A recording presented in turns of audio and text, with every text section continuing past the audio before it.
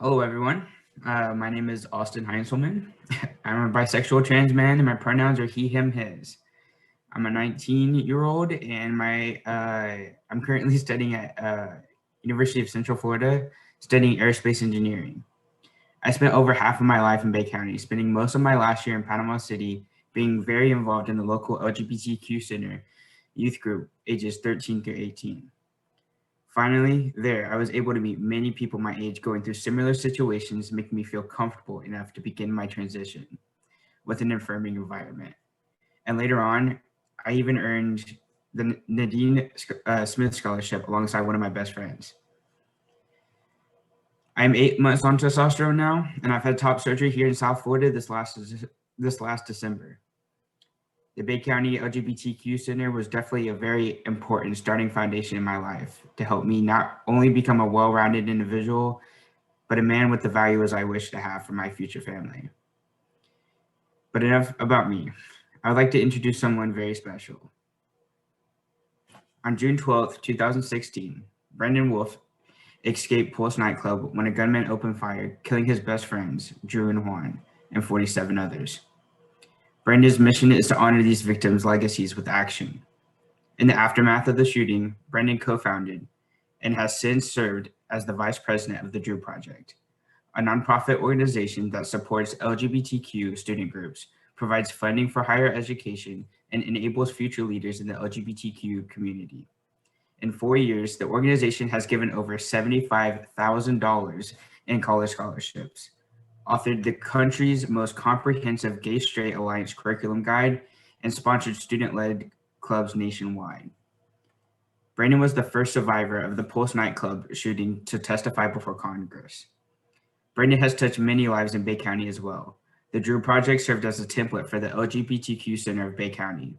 Our center in Panama City, following Brandon's recipe for success, sponsors GSAs, provides scholarships, mini grants, and comprehensive programming for LGBTQ youth ages 13 through 18. Thank you, Brandon, for your inspiration. Panama City sees your light, Brandon, and we are forever grateful for your leadership, your courage, and your heart. Today, we are honoring you with action. Everyone, it is my privilege to introduce to you Brandon Wolf. Thank you so much.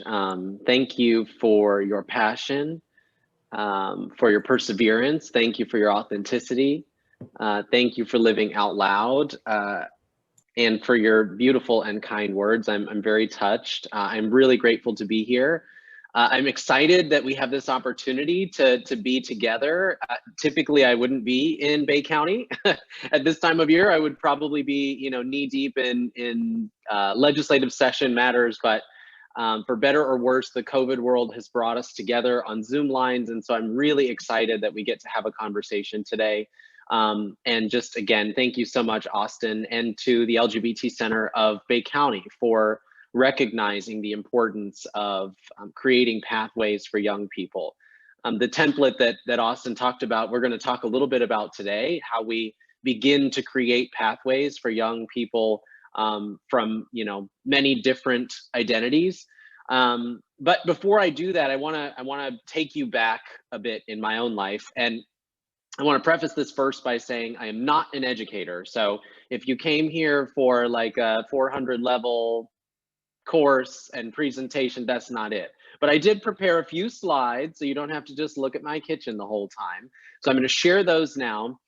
And you'll understand as we go along why I want to take you so far back in my experience. But I do think it's important that we start somewhere. So first of all, hi, everyone. My name is Brandon Wolf. I use he, him pronouns, and I am Equality Florida's Media Relations Manager full-time. And I am also, as Austin mentioned, the co-founder and vice president of the Drew Project, which is my passion project in life. I wanted to start us off with a quote from Audre Lorde, who is one of my favorites.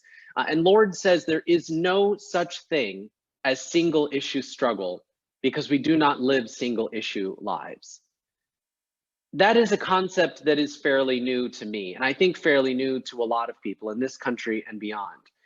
The word intersectionality was coined by a woman named Kimberly Crenshaw, and it's defined as the interconnected nature of social categorizations such as race, class, and gender, as they apply to an individual or a group, regarded as creating overlapping or interdependent systems of discrimination or disadvantage. So first of all, that's kind of a word salad, and it's a lot to process. But essentially what Kimberly Crenshaw was saying or trying to articulate is that people with competing marginalized identities find themselves at the crossroads of discrimination and oppression. That is something that I couldn't have articulated or put into words when I was a young person. When I say when I was a young person, I mean way back in the young days. I grew up in rural Oregon, in a little town that had 3 stoplights at the time. Everybody went to the same grocery store. You knew people from your elementary school all the way through high school. You know the towns and communities like that. And my entire childhood was essentially a masterclass in never knowing how to fit in, always trying to figure out what my lane was. I was not really white enough for most spaces with my peers. I certainly wasn't Black enough for other spaces with my peers. And although I didn't know how to articulate it when I was very young, I was very clearly not straight enough for virtually any space to fit in. When I graduated high school, there were about 2,000 students in my school. And of those 2,000, 11 of us identified as Black. So you can imagine what it was like growing up in a majority white community, in a white family, in a place where there were very few out LGBTQ people, and just how isolating that really was. So as soon as I got the opportunity, I left. I went to college, I moved 2 or 3 hours away, and I thought, this is my moment when I can finally find the place to belong. Well, unfortunately, the college that I was going to was a fabulous state school. I went to the University of Oregon, but it was also essentially like an extension of my high school experience. Everybody that I went to school with also went to the University of Oregon. And so there I was, once again, an outlier. And I found myself throughout my college career desperately trying to figure out what piece of my identity I could live in order for people to find me acceptable. And so I would switch around. In frat parties, I would try to, put on my macho, whatever that looks like. In some settings, I would try to code switch and fit in more with my Black community. In other settings, I would try to switch back and be assimilated more to white folks in the community. But all along, the thing that was missing was a space where I could be myself, all of myself. And again, at the time, Kimberly Crenshaw hadn't coined the term intersectionality. And so I didn't know how to put into words what I was feeling. All I knew is that I felt alone in the world. So I did something crazy. I was sitting in the back room of my workplace. I was working for a Starbucks near campus at the time. And I opened up a copy of the school newspaper. And I was browsing through, the ads and articles about my classmates. And I landed on this one picture of Mickey Mouse. And it said, "Performers wanted." And I thought, if there's ever going to be a place where I belong, it's probably there. So I got on a plane, I auditioned for a contract with Walt Disney World. I was offered a contract several weeks later, and I left. I packed 2 suitcases in Portland, Oregon. I got on a plane and I moved 3,500 miles to a place I had never been to before. But I just knew that if I could escape the confines of the world around me, if I could just get a taste of how big the world really was, that there was somewhere out there where I could belong. And so I found it. I got to Orlando in the summer of 2008, and I was shocked. I had never experienced so much diversity in my life. I'd never tried so many foods in my lives. I tried to teach myself how to speak several languages. That was sort of a failed attempt, but I was just a sponge for new experiences and information. All of a sudden, I had launched myself into this multicultural, multi-ethnic, multi-generational melting pot where I could carve out a space to explore what it meant to be me, really me. My life changed in 2014 when I met my best friend, Drew. And I remember distinctly the day we met because it was a blind date, kind of. It was a half blind date. I had Instagram stalked him and was convinced that we were going to get married and have children. But he had never heard of me before. So I found a mutual friend who agreed to set us up on a date. And I've got to preface this by saying that I am very naturally an introvert. So it takes me a lot to work up to interpersonal communication, right? I've got to get myself in the zone. I was standing in front of the mirror that day and saying, okay, he's going to ask you what your favorite color is. The answer is green. He's going to ask you what your favorite food is. The answer is tacos. And I was prepared for this moment. So I pulled up to PF Chang's, which was perfect because I didn't like Chinese food at the time. So we were off to a great start. And I walked inside and he was sitting there on the bench in the restaurant. We ordered a couple of drinks while we waited for our table, and Drew said, I've got a question for you. And I thought, well, this is what I spent hours preparing for. I'm ready. And he said, what are your thoughts on the for-profit healthcare industry in this country and its impact on American consumers? And I thought, you know, the answer green doesn't feel right here anymore. But I had had, you know, a bit of my beverage. And so we talked about the for-profit healthcare industry in the United States. And we talked about the need for better, more comprehensive coverage. We talked about mental health. And before you knew it, the night was over. And we had spent an entire evening just talking about what we believed. What I found profound in that moment and what has stuck with me is that when I was sitting across the table from Drew for the very first time, I didn't worry about who I needed to be to impress him. I hadn't thought for once about how the color of my skin might make him respond to who I am. I hadn't once worried about the fact that we were two queer people of color sitting in the middle of a restaurant, surrounded by people we didn't know, and someone might overhear our conversation. I hadn't even given it a thought. Drew was in many ways a safe space for me. And so we became the very best of friends, almost attached at the hip. I'm sorry to tell you we did not get married and did not have children, but that's okay because what we found was real brotherly love.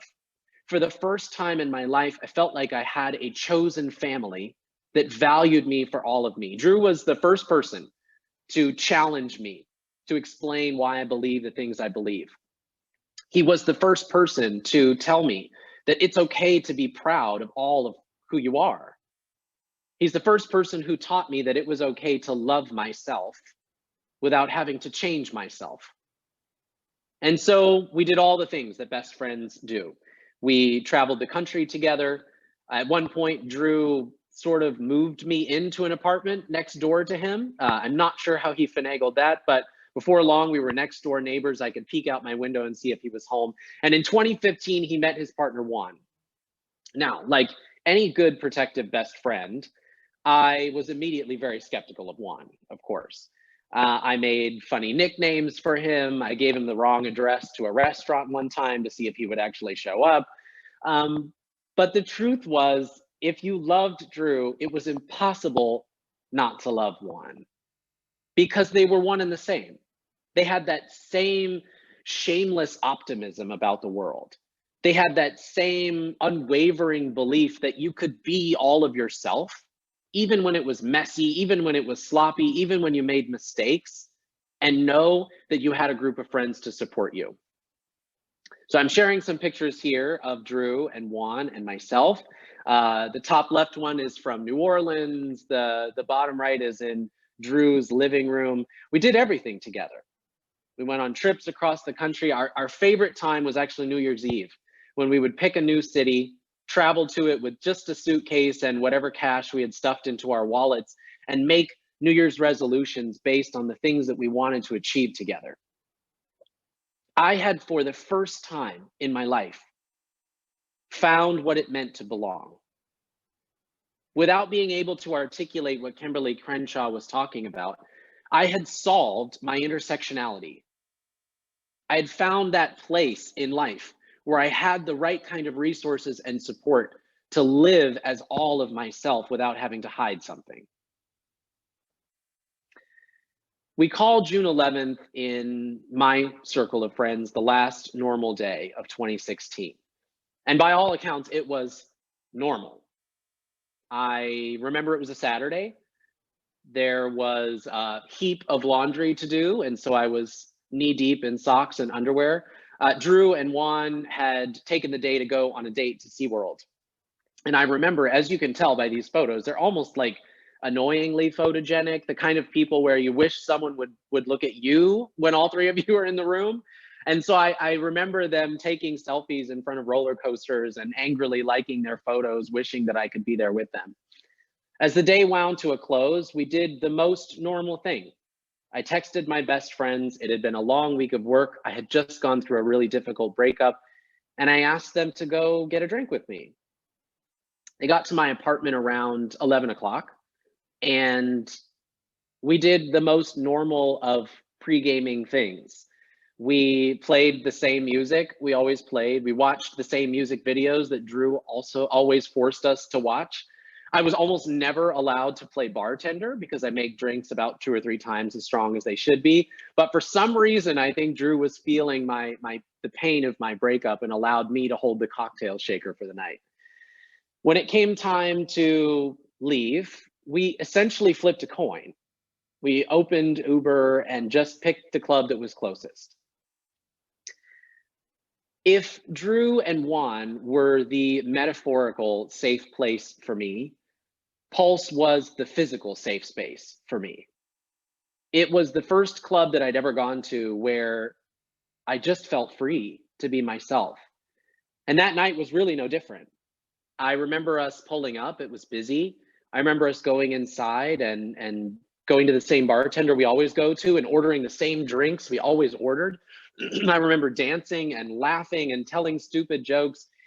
I remember that Drew, who had a master's degree in clinical psychology, when he would have a drink or two, would give you these free therapy sessions. He would opine on life. And so that night, he was talking about love and compassion and community. And he talked about how frequently we let the little things get in the way of how much we care about each other. And I remember he had these long, gangly arms. And as you can see in the photo there at a festival, he'll drape them over your shoulder when it's time to take a picture or when he needs to hold himself up. And I remember on the patio that night, him draping his arm over my shoulder and saying, gosh, you know what I wish the world did more was tell each other that we love each other. Again, it was as if I had found the thing that everyone searches for in life, which is a place to belong. Right there on the patio with Drew's gangly arm draped around my shoulder, I belonged for the first time. Well, I don't have to tell you all the gruesome details because they've been well documented, but it was just after 2 o'clock in the morning when I was washing my hands at a bathroom sink and I heard gunshots. I remember the feeling of fear, of panic. I remember this decision in the bathroom, this debate about whether we should run or hide. I remember locking arms with a dozen people and sprinting for a sliver of light in the back of the club.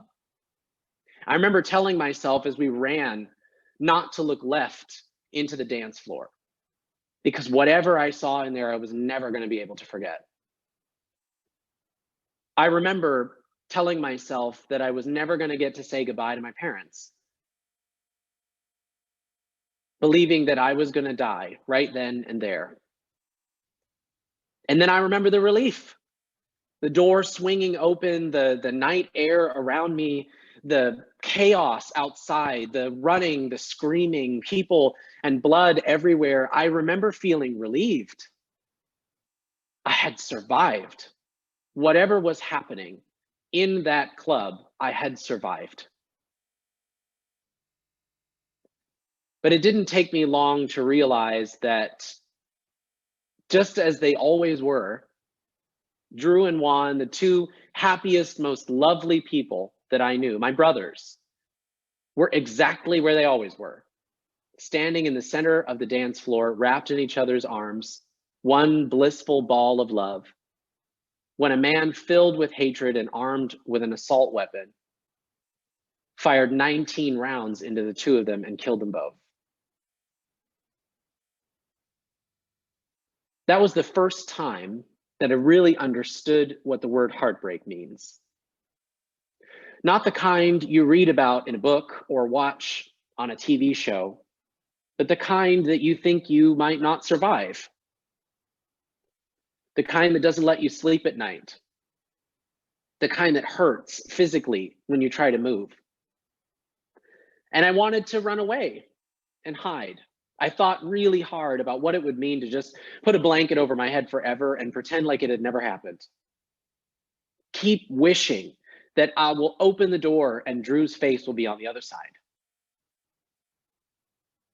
I remember over the first 24 hours calling Drew's phone what felt like 1,000 times. I think partly to hear his voice on the voicemail recording, but also because I had convinced myself that he was going to pick up. That one time I would ring and he would pick up. But it never happened. It was a nightmare that I couldn't wake up from.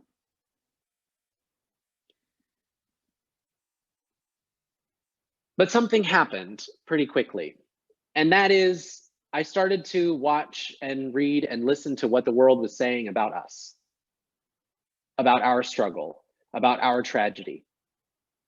And I noticed something. It was the thing that I hadn't thought twice about at P.F. Chang's, sitting across the table from Drew in 2014. It was that people weren't seeing us. I was watching a Fox News panel, and it was heterosexual, white, cisgender men talking about the domestic terror attack in Orlando in the abstract. They were talking about what effect it might have on the presidential election cycle. They were talking about how it might change the face of Democratic politics forever, but they weren't talking about us. They weren't talking about the space that had been invaded. They weren't talking about the fact that we had carved out places like Pulse because nowhere else was safe for us. They weren't talking about the undocumented immigrants who had to bury their children but couldn't go to the FBI for help for fear that they would be deported. They weren't talking about the Black LGBTQ people, the Black transgender women who had survived the shooting that night but didn't have access to basic health resources. They weren't talking about the gay men wrapped around the blocks in Orlando trying to donate blood but being denied because it's still illegal under federal law. They weren't telling our stories. And so a few days after the shooting, we had a funeral service for Drew, and his mother asked me to be a pallbearer. And by that time, I was angry. I'd gone from grief and heartbreak to rage at a world that could have so failed my best friends. I remember carrying the casket down the aisle and holding onto the side so tightly I thought my fingers might fall off.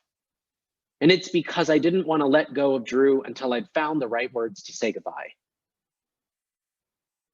So we got to the front of that church and I looked down at his casket and I said, I will never stop fighting for a world that you would be proud of.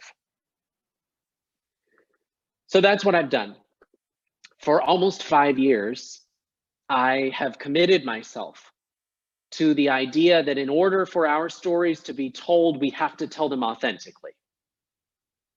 I have chosen to be unapologetic about who I am. Not just to find safe haven in that one table at P.F. Chang's, but instead to demand that the world be a safe haven for people like me. You see, I'm not just LGBTQ. I am not just a queer man. I am a queer man of color. And that means that I and people like me not only face homophobia in the world, not only face bigotry because of our sexual orientation, I also face racism. I face discrimination and oppression based on multiple identities that I hold. It's not just that somebody calls me a faggot when I'm walking down the street. It's that I also get followed at Target if I'm on the electronics aisle. It's not just that somebody makes fun of the skinny jeans I'm wearing at the mall. It's that if I'm at a restaurant with a group of white friends, they assume I'm not at the table with them. That is what it means to be intersectional. And the tragedy at Pulse, in my eyes, allowed me an opportunity to share that story authentically and to demand better from those around me. So enough about me, because why does all of that matter? What are we actually fighting for here? The intersections we have cause us to be left behind by the system, whether intentionally or unintentionally. We face compounding struggles. The things that I learned after Pulse that were thrust into my face is just how much higher risk we are at for falling through the cracks.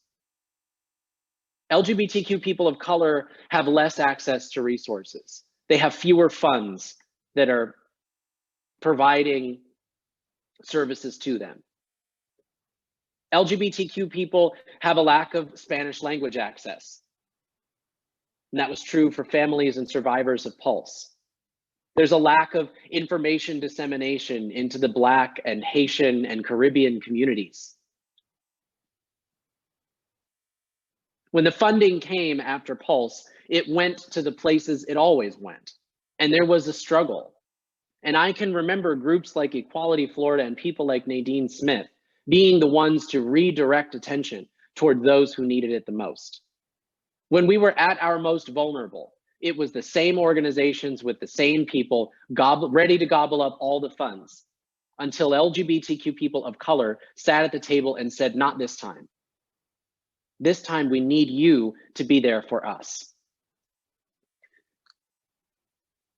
This is what we know about the intersections of identity. LGBTQ people were, during the COVID-19 and pandemic, more likely to lose their jobs than everybody else. That's certainly true in my hometown of Orlando and my home county of Orange, as LGBTQ people are far more highly represented in the hospitality and theme park industries.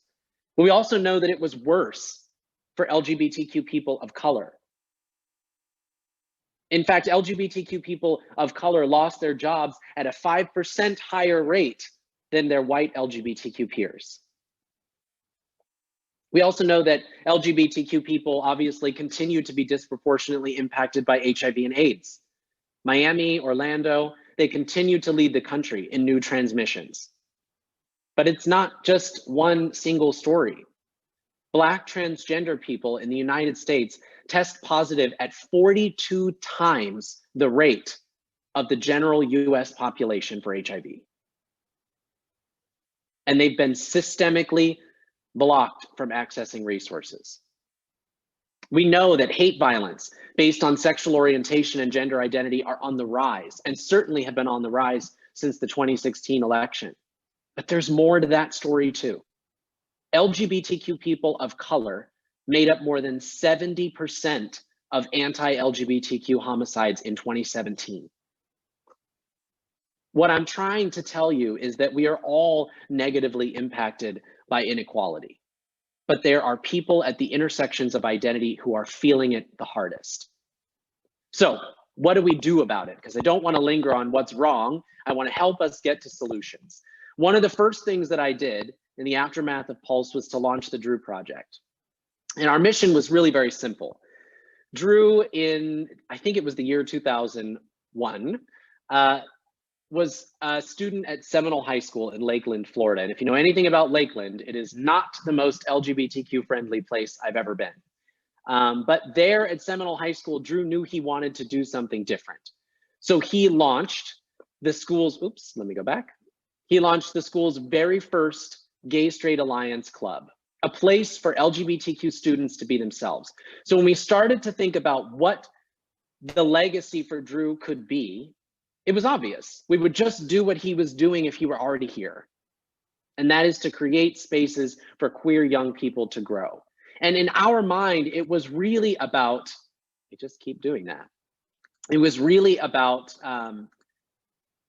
creating a pipeline of talent to change the world, to build the next Black LGBTQ fund, to do the next piece of HIV and AIDS research, to run for county commission, to run for president of the United States. We wanted to be the breeding ground for that talent that was diverse and intersectional and reflected the values of our community. So we started by creating and sponsoring Gay Straight Alliance programs in schools, give ourselves a hotbed to begin to cultivate that talent. And then we wrote the country's most comprehensive curriculum guide for those groups to begin to give them structure. So they're not just hanging out and eating, gummy bears, which is great too, but that they're learning something in the process and they're learning how to apply that in their broader school community. And then when it came time for them to graduate and go on to their next learning journey, we wanted to give them access to higher education so they could continue that journey on into their professional careers. We wanted to, again, grow the next generation of Drews to go out and change the world, because we understood that one policy change, one rule change was never going to cut it. It had to be about creating a new generation of leaders. That's the work that has to be done intersectionally. We have to give access to resources and capital to the people who need it the most, who are going to go out, change the world, and bring a new generation along with them. Speaking of access to resources and capital, intersectional advocacy, in my eyes, means allowing people to know their identities, giving them space to explore them, and then allowing them to feel safe being all of their identities. And that very frequently means that the people who've been leading the charge for so long have to step back and allow that space to grow. It means working to understand how different factors are impacting people and elevating organizations that are already doing the work that addresses the struggles of those intersections, which very frequently means the people leading this movement have to listen instead of speak. It means understanding that trans people experience the world differently and that race adds yet another component on top of it. And that means very frequently allowing Black trans people to speak for themselves and tell us what they need instead of trying to be the savior and applying solutions to them. In essence, what I'm getting at is that we have an opportunity in this moment when our eyes are firmly fixed on what intersectionality really means, when we're more acutely aware of how the world changes for people based on the different things they bring to the table. We have an opportunity right now to change the game. And that requires us to set an inclusive table, to allow those who are most directly impacted, most marginalized among us to rise and tell their stories authentically, and gives us an opportunity to step back, create space for people to truly be themselves, just the same way Drew did when we were at a table at PF Chang's. So I want to end on this from the Center for Intersectional Justice, because I just love it so much. Intersectionality is about fighting discrimination within discrimination. It's about tackling inequalities within inequalities. It is about protecting minorities within minorities. We've made a ton of progress in the fight for LGBTQ equality. We've had wins after wins after wins, and we've had setbacks on setbacks on setbacks.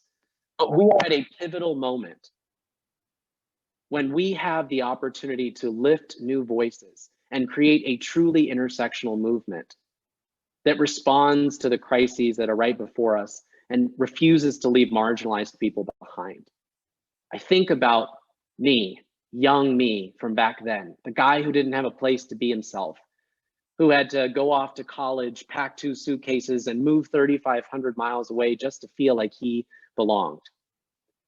When I made a promise to Drew in the summer of 2016 that I would never stop fighting for a world that he would be proud of, That's the world that I intended to create. A world where young me had a place to belong and didn't have to go seeking it or fighting for it. So thank you again for having me. I'm going to stop my screen share. I know we have a few moments for questions, but I really appreciate the opportunity to have a conversation about intersectionality today. Awesome. Thank you, Brandon, for your time and for your story.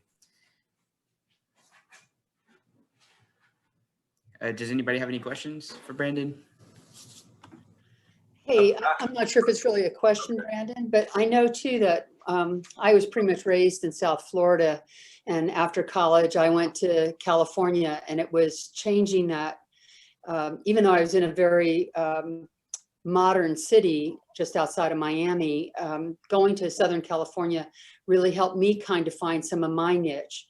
But I've also found that when I left the Pacific Northwest and came to Panama City, that I lost all of my niche.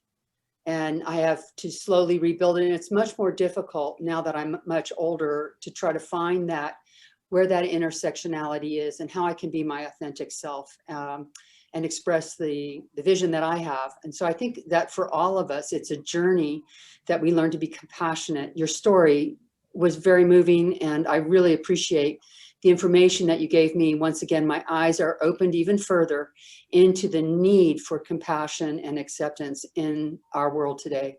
So thank you so much for your talk. Yeah, thank you. And I appreciate you noting how difficult it can be to create those communities. One of the things that I worried about the most, when you, if you've lost someone that you really care about, that you love a lot, the first thing that you're afraid of, I think, is that you'll forget them, right? You save voicemails, you save pictures because you're afraid you're gonna forget what they sounded like, what they smelled like, what they looked like. But for me, the other thing that I was afraid of is that no one would get to know Drew the way I knew him. No one would be so profoundly touched by his ability to accept everyone around him. And so I struggled after the shooting to find that community again. And for me, it has really been a call to action for me to be that person that sets the table, that I have to take the torch from Drew and set the intersectional inclusive tables, invite the next young Brandon in to provide a space for him to be all of himself. So that has been my personal charge. I don't know if I'm really great at it. I'm certainly not as magnetic as Drew was, but I do my very best to create those intersectional opportunities for people to engage. Brenda, thank you for sharing your story. I have a question for you. Sure. Have you ever gone back home and did some of the work that you're doing in Florida? I have. Actually, it's funny you ask that. So after the shooting in Parkland, I started to partner with new organizations. And I got connected with this woman in Portland who said, have you thought about coming home? This is in 2018. And my first response was absolutely not. I had a terrible experience there. I will never go back. And she said, that's why you have to go back, because there's somebody else like you in your hometown who's wanting to run away. And you might be the person that gives them a sliver of hope that there's better on the horizon. So I thought about it and I said, okay, fine, I'll give it a shot. And I flew to Portland. I did a tour of the Pacific Northwest area, Portland, Seattle. And I actually started the tour in my high school, which is a very almost re-traumatizing experience for me. They called an all-school assembly. They actually launched an anti-bullying initiative that week, and they allowed me to launch the anti-bullying initiative from the gym in the school. And it was wild to be there in the gym with 2,500 kids now around, in the same way that I was I don't even know, many years ago, leading pep rallies, but this time to talk about the traumatizing experiences I had in that school, and to talk about how that drove me to move away and to seek other things in life. But it was really cathartic for me. And I think it was very powerful for them because it was real for the first time. These things are not abstract. They're not things they're watching on the news. It was real. It was in their face, and they had to grapple with the idea that they played a role in my journey that led me to that day. So It was powerful, it was profound, it was cathartic, it was very difficult. I cried a lot that day and had to take several breaks, but yeah, and I would like to continue to do work back home. I would like to continue to partner, especially with student groups back home, to ensure that I'm cultivating those leaders in a place that cultivated me in a very strange way.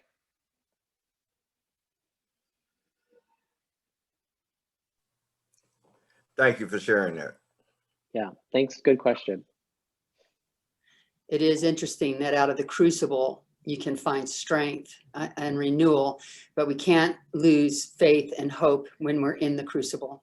That's right.